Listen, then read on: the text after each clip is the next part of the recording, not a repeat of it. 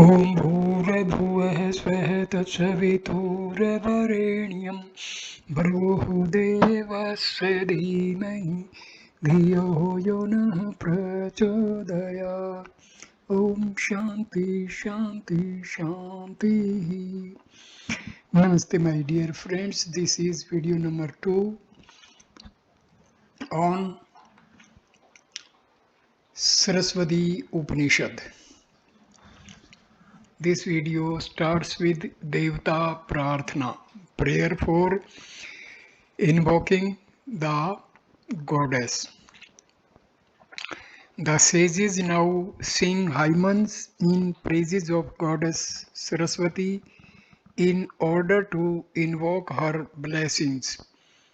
The text and language of the following verses show that these hymns were composed much later after Rig Vedic era. Stanza number 36. Chaturmukh mukhambhojan hans vadhurmam manase ramtam nityam sarasukla saraswati.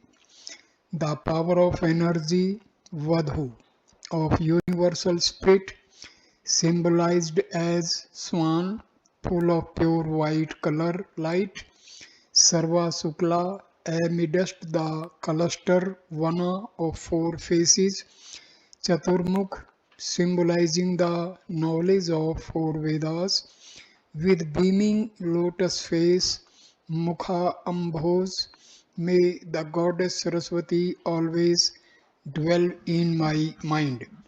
The goddess Saraswati is the Jnana Shakti, power of wisdom of non-dual Brahma. Since this power of wisdom is absolutely pure, she is described here as white and dazzling. She has a form of pure white light who dispels the darkness of ignorance. Clad in spotless white, seated on the white lotus, wearing ornaments of pearls and white crystals, gems, holding a crystal white rosary, riding on a white swan and radiating light, the goddess Saraswati personifies purity and immortality. This verse describes her as the five-faced goddess, which represents her Mahasaraswati aspect who dwells in the minds of all noble people. Sages pray to Goddess Saraswati to dwell in their minds so that their ignorance is eradicated, leading to divine knowledge. Stanza 37. Namaste Sharde Devi Kashmir Purvashini Tvamehem Parthye Nityam Vidyadanam Cha Dehi Me. Prostration to thee, O Goddess Sharda, dweller of the city of Kashmir, I always pray to you, grant me the gift of Vidya, enlightenment. Sharda is the name of a particular form of the goddess Saraswati. Once upon a time, Kashmir was considered to be the highest seat of learning. There is stated to be a temple of Goddess Sharda with a throne of omniscience inside it. Only a person who had attained enlightenment and a state of omniscience could ascend this throne. Vidya is that which brings about illumination of the soul. This inner illumination or enlightenment grants freedom to the soul. Thus it is said, Sa Vidya Ya Vimuktaye. Vidya is that which liberates. This Vidya includes both Apravidya, lower or mental or secular knowledge, and Pravidya, Brahma Vidya, higher or superconscious realization. The Vedas call Goddess Saraswati as Trividya. Tri means protector. Thus the goddess Saraswati protects the devotee by bestowing both pra and apravidya. Stanza number 38. अक्षर सूत्रांग कुशधरा पाश पुस्तक धारिणी मुक्ता हार समायुक्ता वाची तिष्ठतु मे sada. O goddess, holding in thy hands the string of beads, symbols of mystical knowledge, the god, symbol of stimulating noble thoughts, the nose, symbol of control over mind, the book, symbol of secular knowledge, wearing the necklace of pearls, symbol of purity, thou ever dwell in my speech. The goddess Saraswati is the personification of all knowledge like art, science, music, poetry, etc. She has been depicted here as holding Akshutra, Mala or Rosary, Ankusha, gourd, Pasha, nose and Pustaka book in her forearms. Her forearms symbolizes her sovereign power over the creation. The rosary symbolizes spiritual or mystical science acquired through spiritual practices like meditation, japa, etc. The book symbolizes secular knowledge or material science. She holds a rosary in the right hand and a book in the left hand, which symbolizes that spiritual knowledge is superior to secular knowledge. The god symbolizes that the goddess is the awakener of noble thoughts in the minds of the devotee. She sets the mind of the devotee free from animal instincts and thus helps in mind restraint. The nose symbolizes the control which she exercises over the mind and the vital forces for the evolution of the soul. Stanza 39. Kambo Kanthi Sota Sutra Mosti Sarva Bharbhusita Mahasarasvati Devi Jinghagre Sanni Veshatam. The neck, Kantha like a conch, Kambu with 3 marks on the shell-like neck, indicative of good fortune. Thy beautiful deep red tamra lips, Osti, thou adorned with all kinds of jewels, O great goddess Saraswati, thus reside on the tip of my tongue. In this hymen, Saraswati is invoked as the goddess of fortune, who bestows upon the devotee goodness, purity, holiness, and perfection. The sages plead the goddess to dwell on the tongue tip because it is responsible for the harsh or polite speech, which is the main cause of bringing rapture or disrepute to a person. This is a prayer to the goddess to bless everyone with truthful and polite speech because it is through sacred words that a person earns great merits and good fortune.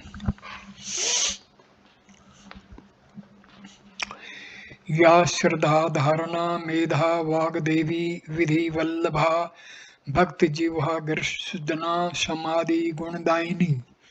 This is stanza number 40. O goddess of speech, beloved of Brahma, thou best of faith, concentration and intelligence, understanding. Thy home is the tongue tip of a devout soul. Thou bestow virtues like mount, restraint, etc. The goddess of speech, being the creative consciousness of non-dual Brahma, exists in the form of creative sound. Because of her, this entire universe comes into the manifested form of Hiranyagarbha, Brahma. In this act of creation, she supports Lord Brahma, and thus she has been described as the beloved of the Lord Brahma, that devout soul who seeks only the truth by giving up ego and falsehood. The goddess resides in his mind and speech, bestowing virtues like faith, firmness, intelligence, etc. His words are the gems of truth. Worship of the goddess sharpens the mental and intellectual faculties of the devotee and grants clear understanding. Clarity and purity in the thought and speech is the first sign of her blessing. Stanza number 41.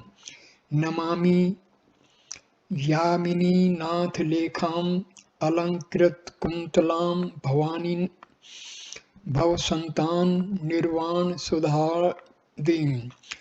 Obeisance to thee, O Bhavani, thy hair locks Kuntala are decorated with the crescent moon Lekha of Lord Shankara. The master of sense is Yamini Nath. Thou art the stream of nectar Sudha Nadi that destroys the afflictions of the world. Stanza 42. Ye kavitvam niratantakam bhukti muchi cha vachyati so abhyarchayanam tashalokya nityam stoti Sarasvati. Whosoever desires faultless poetic skill, bliss of truth, existence, bhukti, bliss of savikalpa state and liberation, mukti, immortality of nirvikalpa state, he should regularly worship by glorifying the goddess Saraswati with these 10 verses. Constant prayer to Goddess Saraswati with the above 10 verses purifies the mind and the intellect. One becomes established in the truth, and whatever words one utters become poetry to the world. He experiences the bliss of Savikalpa state, Bhukti, and immortality of Nirvikalpa state, Mukti. One attains the supreme felicity of eternal life. In this aspect, Saraswati is the goddess of supreme felicity. Stanza 43.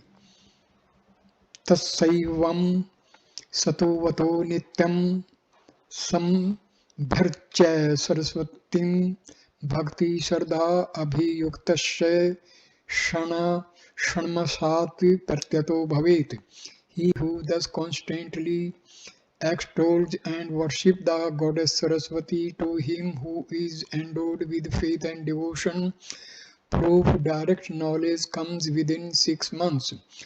Those aspirants who give up vain pursuit of wealth and fame and regularly worship the goddess Saraswati, seeking only the truth, attain the grace of the goddess within 6 months. The goddess bestows upon them peace of the soul and reveals the true nature of Brahma. This direct knowledge of truth is the ultimate proof of eternal life. Stanza number 44. Tatah parvartate vani savechaya lalit aksara gadpadday atamkai sabdair परमे विविक्षिते अश्रुते बुध्यते ग्रंथः प्राय सारस्वतः कवि. From him issues forth Saraswati spontaneously, elegant words, prose and poetry comprising sounds of unfathomable import not mentioned explicitly. The poet whose deity is the goddess Saraswati naturally comprehends the unheard text. Another name of goddess Saraswati is Pratibha Shakti, intuitive power, who bestows the power to know the secret knowledge. A poet who understands the secret of the goddess Saraswati comes to know of those texts which he has never heard of during his lifetime. These texts reside in the ether of causal space and are normally referred to as Akshalipi, etheric text. With the benediction of the goddess Saraswati, he derives this secret knowledge, which is the source of all mystical knowledge. He thus attains a status of omniscience. He alone is a true poet who has this mystical knowledge. Medha Suktam Mahanarayana Upanishad also glorifies the goddess Saraswati thus: O goddess, favored by thee, one becomes a seer, by thee one attains Brahma.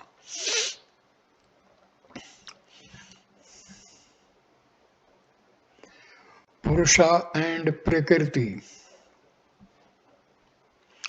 The dual aspect of goddess. Greatly pleased with the invocations, the great goddess Saraswati manifests there in her ethereal effulgent form and reveals her true nature to the sages. Stanza number 45. Itevam nischayam viprahasa hovacha Saraswati. Pleased with the invocations of the sages, the goddess Saraswati spoke, revealed the knowledge of self thus. Stanza 46. Atam Vidya Maya Labda Brahman Eva Sanatani Brahmtvam Me Sada Nityam Satchidanand Rupatah. Even Brahma obtained the eternal self-knowledge through me, being ever of the form of being awareness bliss. I am the eternal principle of Brahma. Stanza number 47. Prakriti Tattvam Tatah Sapastam Satvadi Gun Samyata Satyama Bhati Chichaya Darpane Pratibimbavat. Thereupon I became the Prakriti, primordial matter, by harmonizing samyam, inherent characteristic constituents, guna like sattva, etc. In me is reflected the chit, consciousness like an image in the mirror. Prakriti, the creatrix, is the primordial substance or matter which is neither a product of Brahma nor a real entity apart from Brahma. Gunas are the characteristics, constituents which are inherent in Prakriti. These are referred to as sattva, intelligence, consciousness or awareness. Rajas, swift motion of elemental particles, and tamas, inertia of matter. These gunas are not qualities different from the substance but are one with the substance, and hence these are known as inherent characteristics, constituents of Prakriti. In the absolute state of Brahma, the three gunas are totally absent. In the primordial state of unmanifested Prakriti, these three constituents lie in latent form. This Prakriti evolves into the manifested form through the creating power of Chit or consciousness, which is but a reflection of Brahma. Then through combinations of these three constituents, the entire creation of multitudes comes into existence.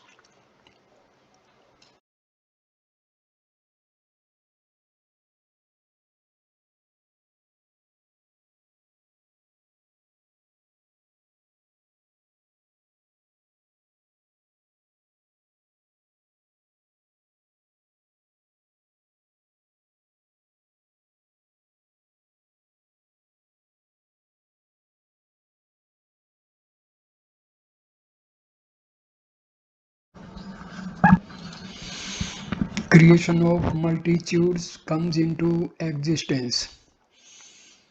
Stanza number 48.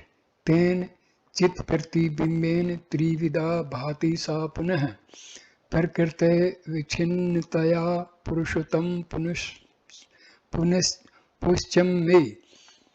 Though that reflection of Chit Prakriti shines threefold again and again, separate from Prakriti, I am also the Purusha. Prakriti is said to be threefold, which gross, definite or objective form, subtle, imperceptible or subjective form, and causal transcendental form of consciousness corresponding to three gunas of tamas, rajas and sattva.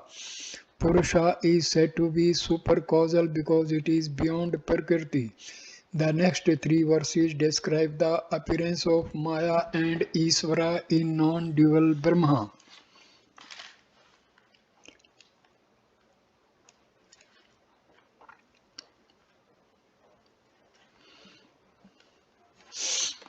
The goddess is Iswara due to Maya.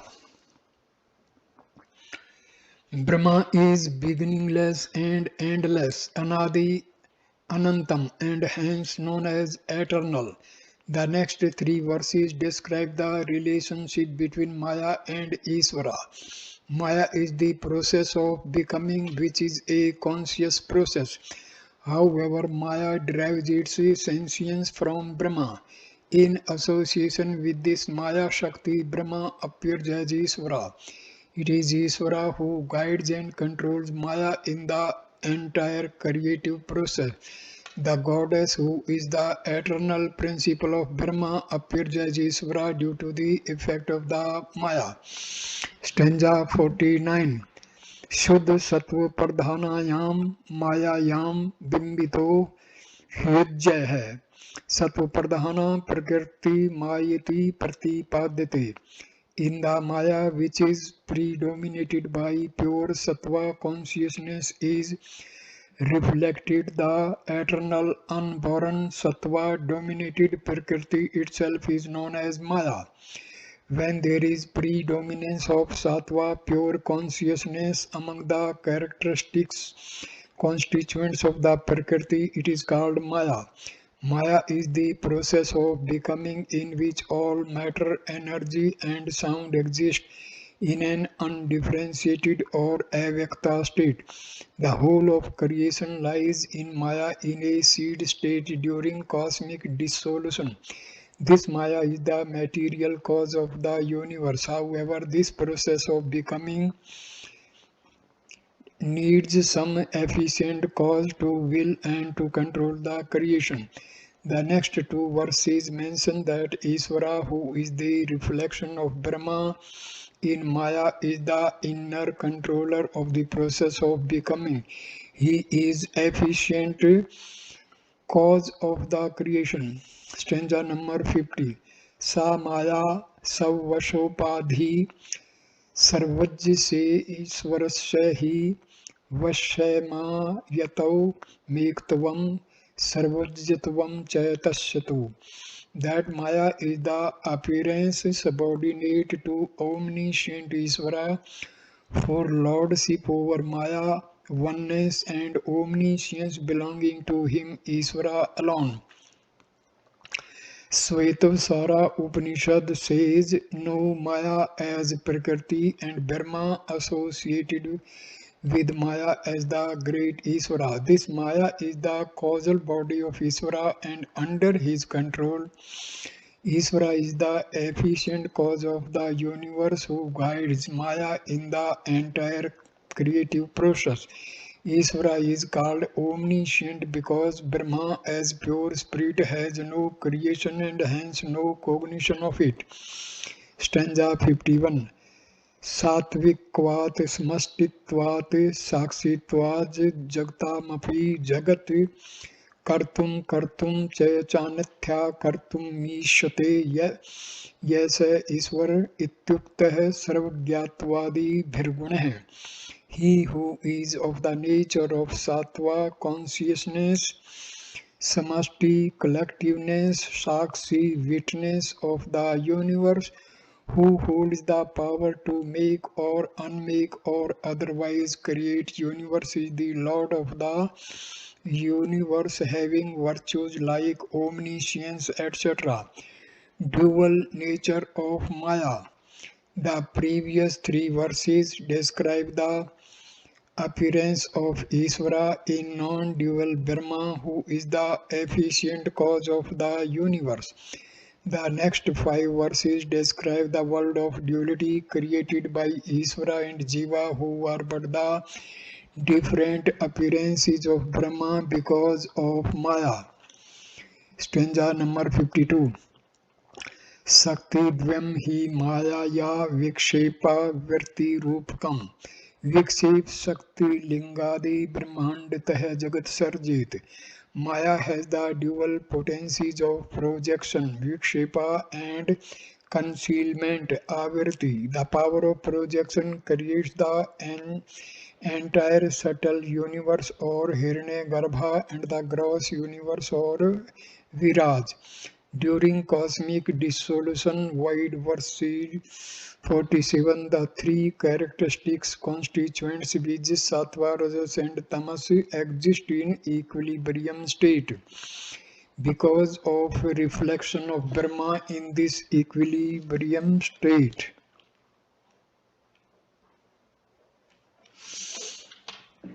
Sattva dominated prakriti emerges, concealing all the fundamental particles in an unmanifested form.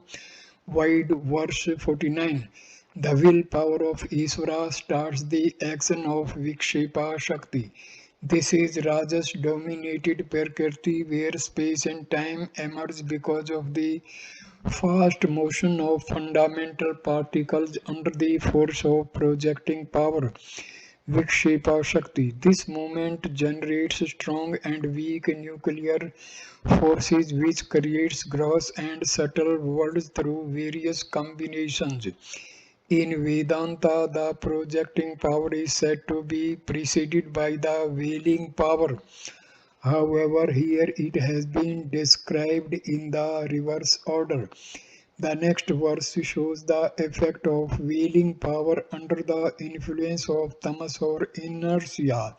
This power veils the non-dual reality and creates clear distinction between the seer and the seen and Brahma and the universe. Stanza number 53. Antar Drigdrishya Viveka Bahishya ब्रह्म स्वर्गयोः आवर्नो ते प्राह शक्ति सा संसारस्य कारणम्. The other, apra, veiling power which differentiates bheda internally, antah, between the seer and the seen, drigdrishya, and externally between Brahma and the universe. Brahma Sragayo is the cause of the universe. According to Vedanta philosophy, Brahma is everything. Sarvam khalu idam Brahma. For a Brahmagyani, there is no real creation of the universe. Brahma alone appears as the manifold phenomenal universe because of Maya. The veiling power of Maya conceals the real non-dual Brahma and then presents an appearance of the objective universe through projecting power. This is the fundamental difference between the Vedanta philosophy and the philosophy of followers of Sankhya, Yoga, Vaisesika, Buddhism, etc., who believe in the multiplicity of the creation. Because of Maya, the witness self Brahma becomes conscious of the cosmic causal body and identifies himself with the totality of the souls. In this causal state, he is called Iswara, the indwelling spirit. He guides Maya from within in the manifestation of the subtle cosmic body. Hiranyagarbha, and subsequently in the manifestation of the gross cosmic body Viraj. Thus, at the objective plane, externally, this universe appears to be real and independent of Brahma. At the subjective plane, internally, this Maya creates a differentiation of the seer from the seen in the mind, because of which the soul identifies itself with the subtle body, giving rise to individuality to the souls. The next verse describes the superimposition of jiva on the witness self, who considers itself as the doer or enjoyer in association with the gross body, and thus thinks itself under bondage and undergoing transmigration. Stanza 54. Sakshinah purto bhatam lingam dehen sanyuktam Chitichhaya samavesajjiva syat vyavaharikah. The subtle body lingam appearing in close proximity purtaha with the witness consciousness sakshinah becomes empirical embodied self jiva by associating Sanyuktam itself with the gross body, Deha, on account of superimposition of reflection of the Chit consciousness. The next verse shows that the idea of Jiva and universe are falsely superimposed on the witness itself. Stanza 55.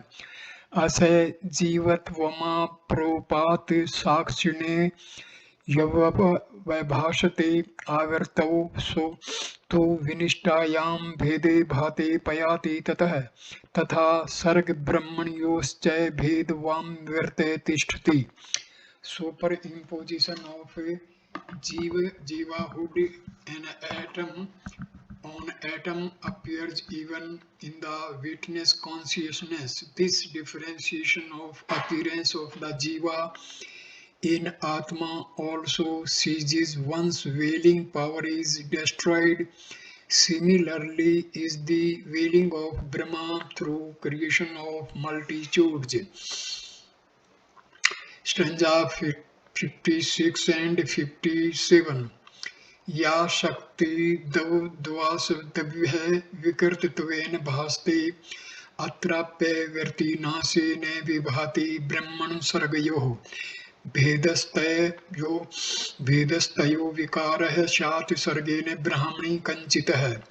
Brahman appears mutable, Brahma appears mutable because of subservience to the creative power Shakti. Here again the difference between Brahma and the universe disappears once the willing power is destroyed. Their difference due to mutation lies in the creation and never in Brahma. The above 6 verses describe the delusion created by the power of Maya. Maya, which has dual nature of projection and concealment, is in Brahma. It limits the indivisible nature of Brahma and makes it appear as the world object of enjoyment and the embodied being enjoyer. It is because of Maya that Jiva and Iswara appear to have different forms. Secondly, because of Maya, this universe appears to be real and different from Brahma. Thirdly, because of Maya, even Brahma appears to be mutable. The followers of philosophies of Vaisheshika, Sankhya and Yoga hold the view that liberation is attained when the witness detached nature of the Atma is known. But it is impossible to establish the detached nature of Atma as long as the world and Iswara are believed to be real and ever-existing entities. Freedom of Atma from all attachment is possible only through the knowledge of non-duality.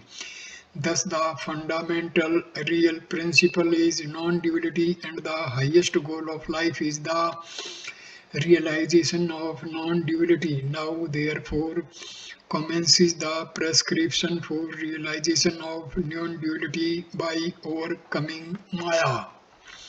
Prescription of Samadhi for realization of non-duality.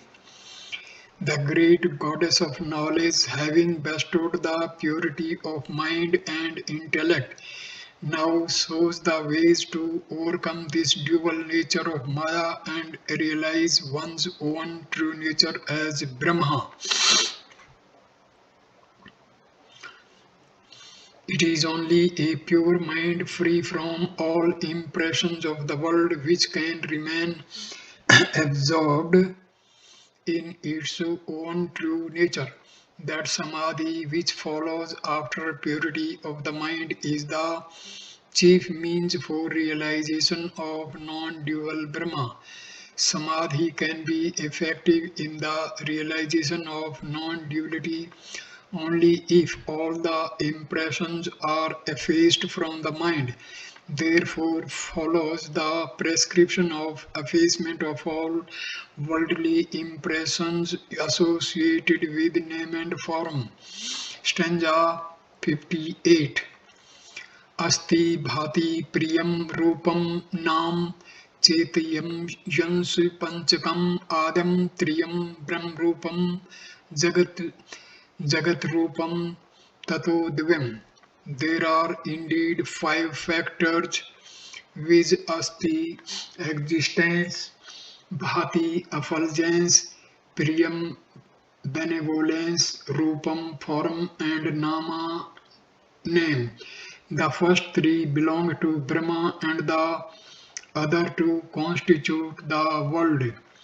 Even entity has five characteristics. The first three, viz, asti, bhati, and priyam, corresponding to sat, chit, and ananda,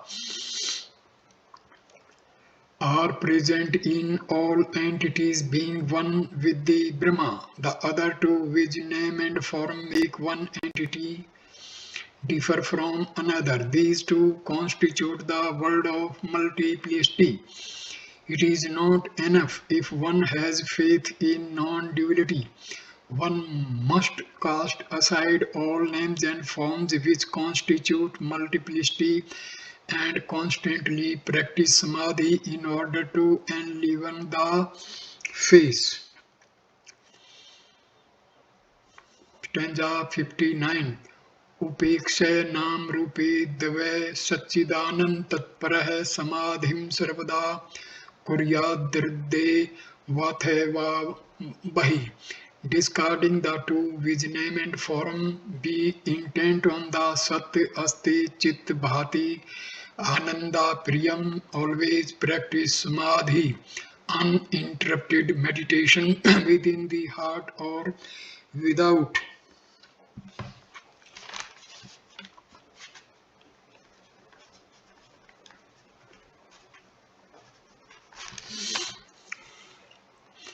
Shruti, like that Atma is not this, neti, negate all names and forms. This state of negation does not imply nothingness or void, but refers to a state of witness or Atma. This negation of all names and forms through yoga, samadhi in the heart, or intellectual discrimination of the self from non-self leads to a state of witness whose nature is sat, chit, and ananda. One should constantly practice meditation on these three permanent aspects of Brahma. This type of samadhi is called Bheda Samadhi, since here names and forms are rejected and the idea of Asat Bhati Priyam is assimilated. The next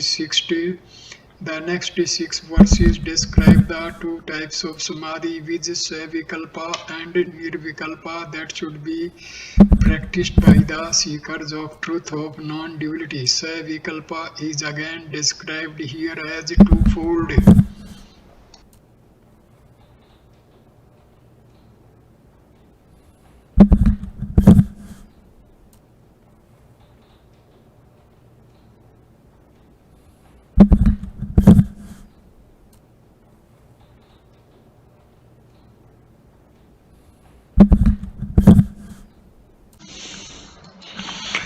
The next six verses describe the two types of samadhi, which Savikalpa and Nirvikalpa, that should be practiced by the seekers of truth of non-duality. Savikalpa is again described here as twofold. Stanza 60. Savikalpo Nirvikalpa Samadhi Divvidho Hridayi दृश्य शब्दानु भेदेन स विकल्प है पुनर्द्विधा. Savikalpa with attributes and Nirvikalpa without attributes are the two types of samadhi practiced in the heart. That Savikalpa is again twofold, according to it observing consciousness in the samadhi being associated with the drishya object or the shabda subjective sound or thought. In Svavikalpa Samadhi, threefold consciousness of knower, knowledge, and known is not completely effaced from the intellect.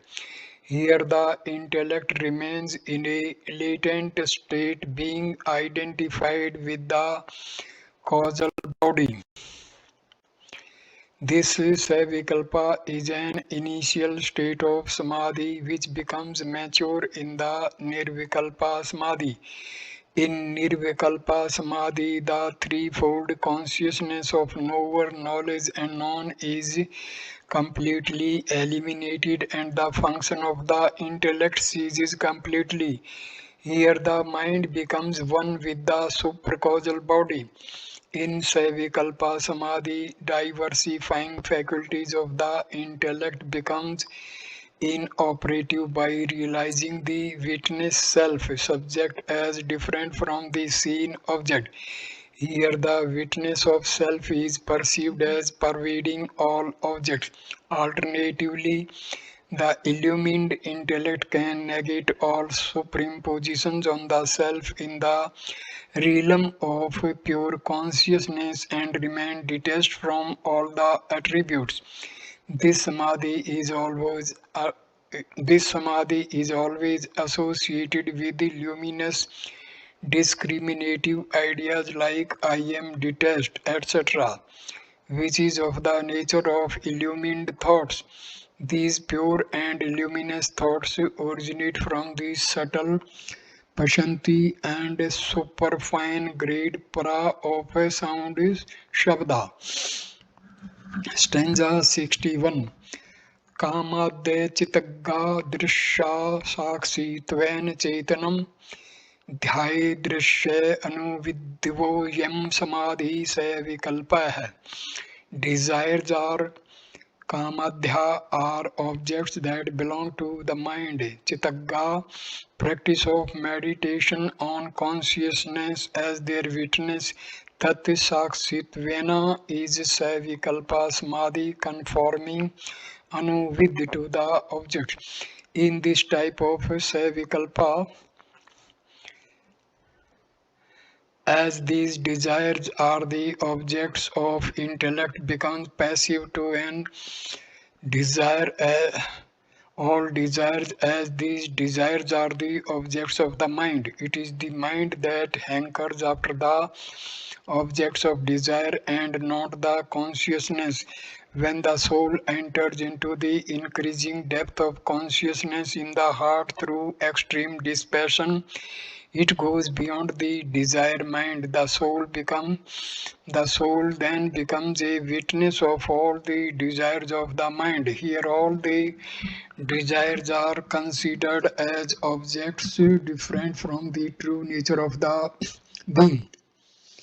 Stanza number 62. Asangah Satchidanandah Swaprabho Dvait Varjite Asmit Shabad Vidvo Yam Samadhi Savikalpaha. This is stanza number 62.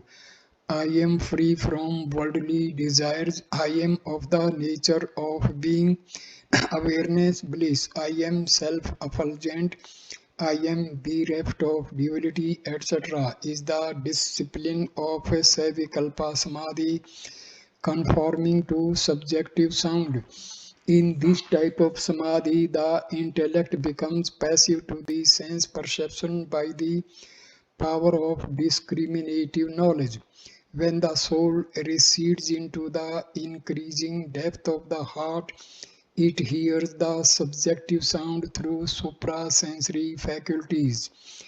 The soul then gets immersed in this suprafine grade of sound and derives bliss, being free from the limitations of the thought mind.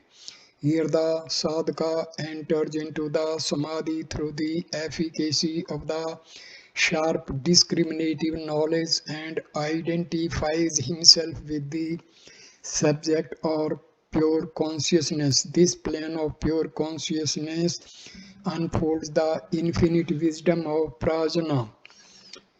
Stanza number 63. Sva sab anubhuti रस वेश शब्द उपेक्षितु निर्विकल्प समाधि शानित्वात् स्थिति दीपवतः.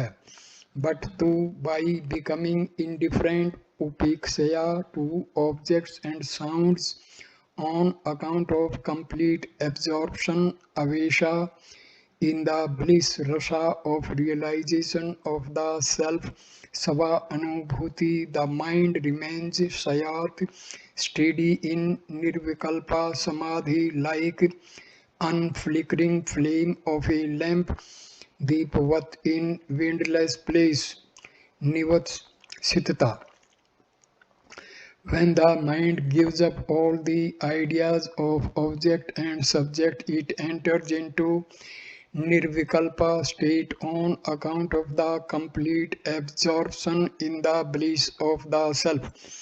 Nirvikalpa Samadhi is the culmination of constant practice of Savikalpa Samadhi. The Bhagavad Gita also compares the mind of such a yogi who constantly practices Samadhi with the unflickering flame of a lamp in a windless spot. This samadhi is the result of extreme dispassion, vairagya, and sharp discrimination, viveka. Stanza number 64. Hriday va bahye deso api yasmin kasmichay vastuni samadhiradhe sanmatra annarup prakriti. Like Savikalpa Samadhi within the heart, twofold Savikalpa Samadhi can also be practiced with the help of any external object by separating discriminating name and form from the pure being. Yoga philosophy prescribes Samadhi within the heart through an eightfold discipline. Ashtanga Yoga, while Sankhya knowledge philosophy emphasizes discrimination of Purusha, the pure being, from Prakriti for attainment of a state beyond mind. The Upanishads have delineated many Vidyas for meditation. Just as a yogi attains Sahaja natural Samadhi by placing the prana in the Sushmana Nadi, similarly, a jnani lives in samadhi by practicing concentration on the Sat Chit Ananda aspect of an entity. He perceives only the real substance of an entity and not its name and form. Both the paths lead to the same goal of an illumined state of mind. Stanza number 65. सतबुद्धि भावो रसस्वादात् तृतीयः पुरोवन्मतः एतैः समाधिभिः षडिभिन्येत कालं निरन्तरम्. The aforesaid third nirvikalpa or thoughtless state is attained when mind becomes extinct. Satabdha, because of experience of supreme bliss. One should constantly spend Nyayat, the time in these 6 types of samadhis for attaining liberation. Superconscious state of Nirvikalpa Samadhi is attained by constantly seeing all in the self and the self in all. The mind of a jnani merges in the self and ultimately realizes that everything is self. Patanjali Yoga aphorism also emphasizes the constant practice for restraint of the mind. The goal of the individual soul is freedom from the slavery of the mind and its thoughts. This Upanishad recommends 6 types of samadhi for this end. When the meditation on the attributeless self is matured, it leads to Savikalpa Samadhi, which in turn culminates in Nirvikalpa Samadhi of no mind, Nirodha state. In this state, all interest in sense objects is completely erased from the mind and it merges with the self alone. The mind, being bereft of all desire, attains liberation, realization of the Supreme Self. Stanza number 66. देह अभिमाने गलिते विज्ञाते परमात्मनि यत्र तत्र मनो तत्र तत्र परामर्तम. With the effacement of ego in the body and realization of the Supreme Self, wherever the mind may rest, there it experiences supreme nectar of immortality. The self is different from the gross, subtle and causal bodies. However, this difference should not create a sense of reality of the body. The self is said to be different from the body only to illustrate the transient nature of the body and not for proving the duality of the self and the body. The self is the substratum of all names and forms, and thus they are nothing but illusory. It is present in every form, yet it transcends them all. Thus the idea of the pervaded and the pervading is also illusory. The highest realization is that where one perceives no differences of any kind in the self. It is a state where all becomes one with the self. All this is Atma. Brihadaranyaka Upanishad says, when one realizes all as identified with the Atma, there arises neither delusion nor sorrow for such a sphere of unity. Isa Upanishad, the mind of that sphere of unity experiences supreme bliss of immortal life under all circumstances.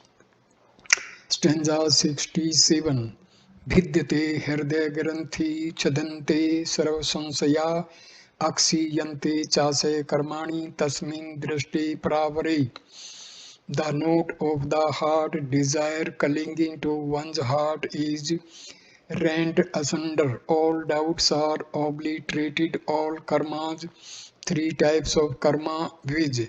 Prarabdha, Sanchita and Agami, are annihilated when the self, which is both the higher and the lower, is realized, perceived.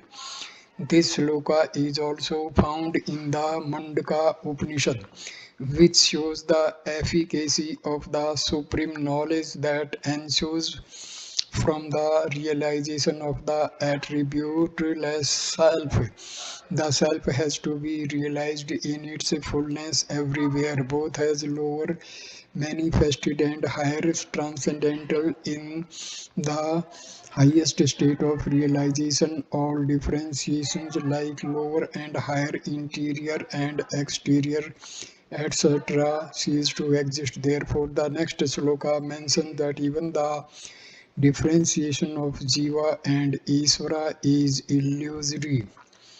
The mind of a self-realized seer has nothing to accept or reject, and hence no doubt ever arises in him. Here the word all karmas is used in a plural sense, which shows that after realization of the self, even prarabdha karma ceases to exist.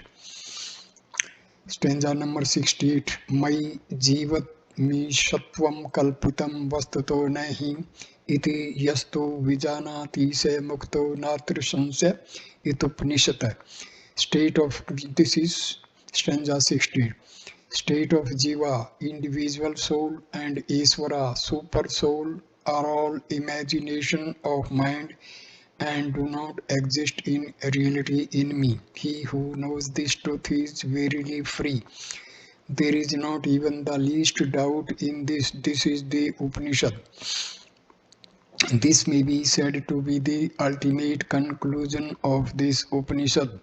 Having revealed the power of omniscience of Iswara and the nature of Maya, the great goddess finally refutes any differentiation of Iswara and Jiva in non-dual Brahma. The Sarasvati-rahasya Upanishad also says that he is fear-stricken who makes the slightest distinction between the Jivatma individual self and the Paramatma supreme self. The Svetasvara Upanishad, in order to elucidate the glory of the imperishable self, says that the Lord of Maya, Iswara, creates the universe while Jiva is controlled by Maya. However, this imperishable self is worthy of being adored even by the Creator, who is the highest being conceivable from our relative point of view. Those who have not realized the non-dual self are seen to be deluded by false knowledge and frequently quarrel over the superiority and inferiority of Iswara and Jiva, which are creations of Maya. Therefore, the seekers of liberation should never engage themselves in disputations about the nature of Jiva and Iswara. They should constantly practice discrimination and realize the non-dual self, which is both the higher and the lower. Liberation is nothing but being established in one's own self. Om Tat Sat.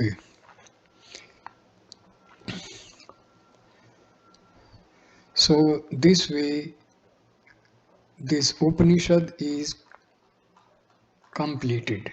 Along with this video number 2 on Saraswati Upanishad is also completed. Thank you for watching this video. Namaskar, my dear friends. Thank you. Namaskar.